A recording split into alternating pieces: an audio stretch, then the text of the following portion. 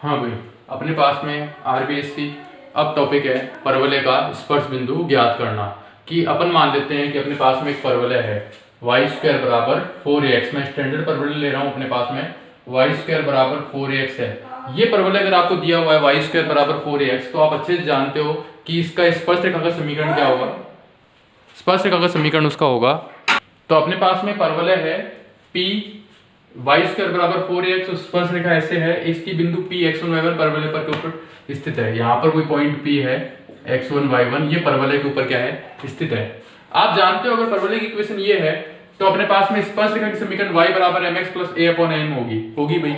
और अगर मैं बात करूं P पॉइंट से, और यहाँ से भी क्या खींच दूं मैं, एक स्पर्श रेखा खींच दूं मैं, तो स्पर्श रेखा एक तरीके से सरल रेखा ही होती है। तो y minus y1 is equal to m x minus x1 ही होगी भाई, होगी नहीं होगी।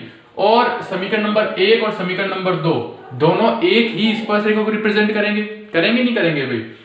तो अगर अपन बात करें m के लिए, आप m के बारे में अच्छे से जानते हो, m होता है अपना dy बाई dx। ये कौन देगा, ये देगा, तो 2y dot dy by dx एक को अवकलन करने पर परवलय की समीकरण को, ये परवलय की समीकरण का अवकलन कर रहा हूं मैं, तो 2y dy बाई dx बराबर क्या आ जाएगा 4a। तो यहां से m बराबर क्या आ जाएगा 4a upon 2y, cancel out कर दो, तो यहां से y बराबर क्या आ जाएगा 2a अपॉन m। ये तो आ गया y कोऑर्डिनेट, और ये y की वैल्यू आप पुट कर दो यहां पे, यहां पुट करेंगे अपन, तो क्या आ जाएगा 4a square upon m square बराबर 4ax। यहां से 4 कैंसिल, तो ये आ जाएगा a अपॉन m स्क्वायर बराबर x।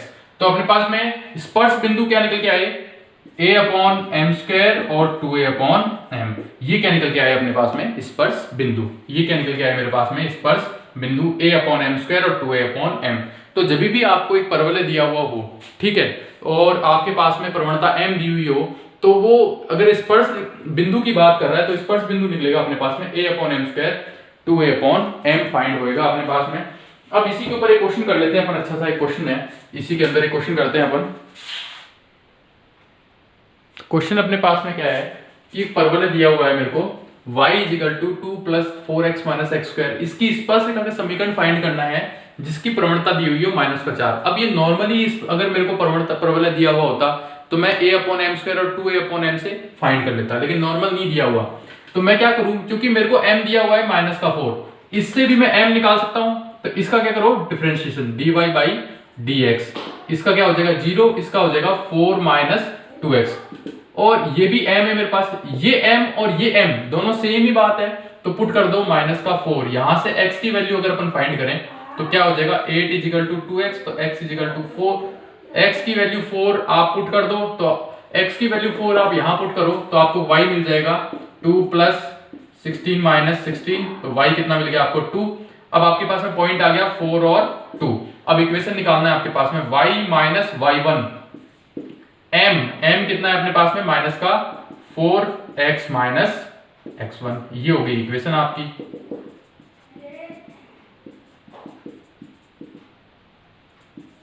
ये आपकी क्या हो गई, आपके पास में इक्वेशन हो गई इसकी परवलय की। अब एक अच्छा क्वेश्चन ले लेते हैं इसी के ऊपर में। ये परवलय की, ये किसकी इक्वेशन होगी आपके पास में, स्पर्श रेखा की समीकरण हो गई, ठीक है। अब एक और क्वेश्चन ले लेते हैं अपन, अच्छा क्वेश्चन है एक, कि भाई एक परवलय है,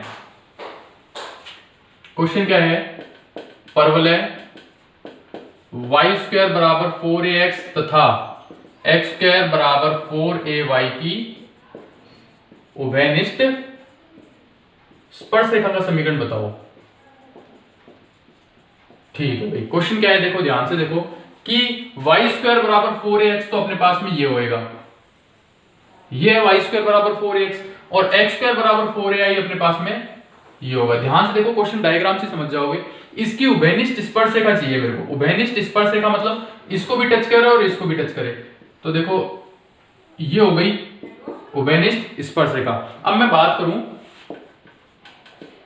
y स्क्वायर बराबर 4ax की स्पर्श रेखा की, अगर इसकी स्पर्श रेखा की मैं बात करूं, तो स्पर्श रेखा क्या हो जाएगी इसकी y is equal to mx plus a upon m। m के बारे में मुझे कोई जानकारी नहीं है भाई, ठीक है। अब क्योंकि ये जो स्पर्श रेखा है वो यही तो है भाई, यही वाली तो है। ये स्पर्शरेखा इसको भी क्या कर रही है, टच कर रही है, इसको भी टच कर रही है, क्योंकि समीकरण 1 x² बराबर 4ay को भी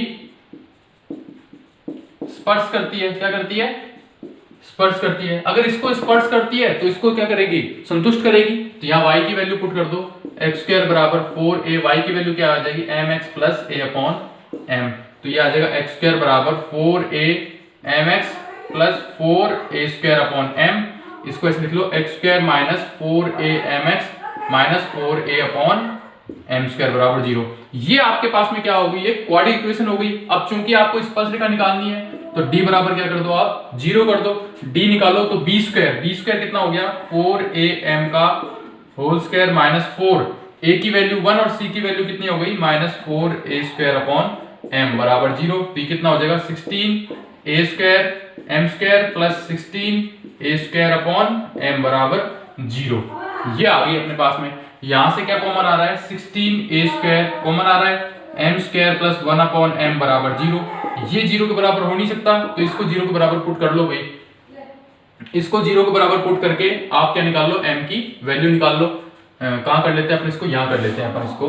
तो m³ प्लस m बराबर 0, मैंने 1 लेके सॉल्व किया इसको, तो m बराबर 0, यहां से m क्या ले लो, कॉमन ले लो, तो ये आ जाएगा m² प्लस 1 बराबर 0। तो m बराबर 0 और m बराबर प्लस माइनस 1। ये m की क्या आ गई, प्लस माइनस 1 वैल्यू। ये आप यहां पुट कर दो, आपकी क्या आ जाएगी, स्पर्शरेखा की समीकरण। यहां पुट कर दोगे तो क्या आ जाएगा, y इजिकल टू, अगर प्लस का 1 पुट करें तो x प्लस a। ठीक है, इस टाइप से आपकी क्या आ जाएगी, स्पर्शरेखा की समीकरण। ये तो इसको करने का है लॉन्ग मेथड। ये क्या है, इसमें मैंने किया क्या, मैंने क्या किया कि इसकी स्पर्शरेखा निकाल ली, और ये जो स्पर्शरेखा है, ये स्पर्शरेखा दोनों कॉमन ही है। कॉमन है तो y की वैल्यू इसके अंदर पुट करके d बराबर क्या कर दिया, 0, जो कि बहुत ही लॉन्ग मेथड है। इजी मेथड देखो इसका, इजी मेथड अगर अपन देखें तो, अगर अपन बात करें इसके लिए c कितना आता है, इसके लिए c आता है a अपॉन m, और इसके लिए c आता है माइनस am²। यही तो आता है भाई दोनों के लिए c, और दोनों के लिए c अगर सेम है तो a अपॉन m बराबर माइनस am²। ये इक्वल ही होंगे भाई, दोनों इक्वल होंगे। तो a is equal to minus, a से a कैंसिल आउट हो गया भाई, तो ये हो गया 1 upon m is equal to minus m²। तो ये हो गया 1 इजिकल टू माइनस m³। ये हो जाएगा 1 प्लस m³ बराबर 0। तो यहां से m की वैल्यू क्या निकल जाएगी, प्लस माइनस 1 निकल जाएगी। क्यों, यहां से m की वैल्यू प्लस माइनस 1 आप पुट कर दो, आपकी वैल्यू आ जाएगी। ठीक है, ये इसको करने का क्या है, शॉर्ट मेथड। ये इसको करने का क्या हो गया, शॉर्ट मेथड। तो दोनों मेथड आपको बता दिए मैंने। अब इसकी मैं प्रॉपर्टीज के बारे में बात करता हूं। परवलय की प्रॉपर्टीज के बारे में अगर अपन बात करें तो पहली प्रॉपर्टी देखो इसकी क्या बोलती है, प्रॉपर्टी नंबर फर्स्ट क्या बोलती है कि एक परवलय है, लिख आप लेना इसको आराम से, कि एक परवलय है y² बराबर 4ax। क्या लिखोगे, परवलय y² बराबर 4ax में बिंदु P 80² 281 81² 281 तथा बिंदु Q A82² 282। एक तो बिंदु P है 81² 281, एक बिंदु Q है 82² 282। अगर इससे मैं एक स्पर्शरेखा खींचूं और इससे भी क्या खींचूं, एक स्पर्शरेखा, दोनों स्पर्शरेखा जहां मिले उसे बिंदु R बोलूं, तो उस R के दिशा में क्या होंगे, बिंदु से स्पर्श रेखा खींचने पर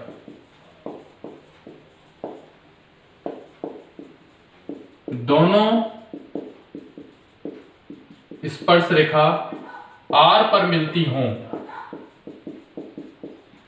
तो R के निर्देशांक क्या होंगे, हमेशा याद रखना R के निर्देशांक, ये डायरेक्ट क्वेश्चन पूछता है भी एग्जाम में, R के निर्देशांक क्या होंगे, A T1 T2 और A T1 प्लस T2। यानी कि जो इसका x कोऑर्डिनेट होगा वो तो होगा गुणोत्तर माध्य, वो तो होगा गुणोत्तर माध्य, और y कोऑर्डिनेट होगा अपना समांतर माध्य। यानी कि T1 T2 आपको यहां से मिल ही जाएंगे, a की वैल्यू आपको पता ही है, तो a T1 T2 और a T1 प्लस T2, ये तो x कोऑर्डिनेट है और ये कौन सा कोऑर्डिनेट है, उसका y कोऑर्डिनेट फाइंड होगा। एक तो प्रॉपर्टी ये है।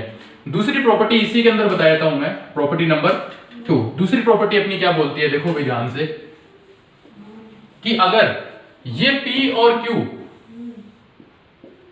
ये है अपनी नाभिलंब,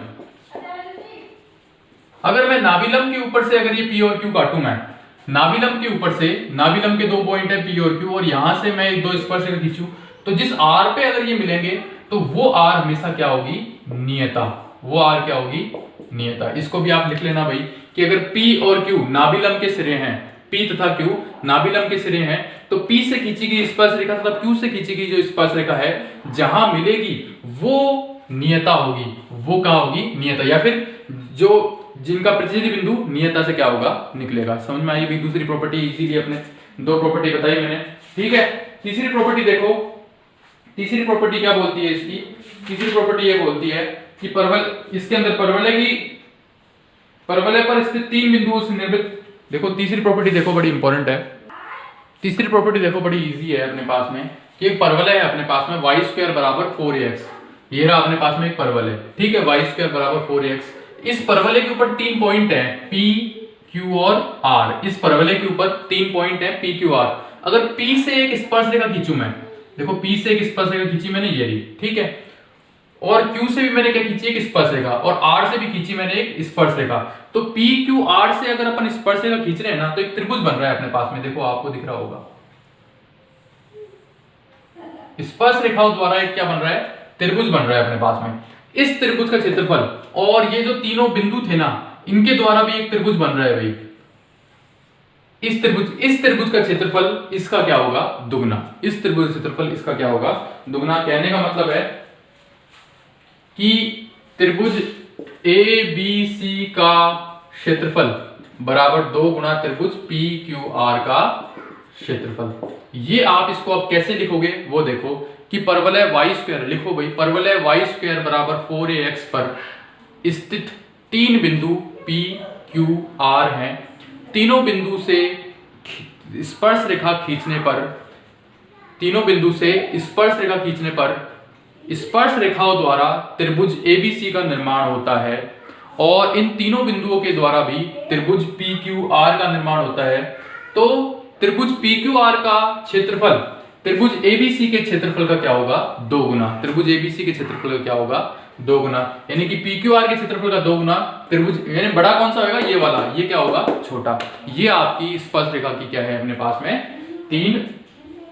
इसके बाद मैं बात करूं अभिलंब की, तो अगला टॉपिक अपने पास में आ रहा है अभिलंब। देखो अभिलंब होता क्या है, अभिलंब क्या होता है मैं बता देता हूं पहले ध्यान से आपको।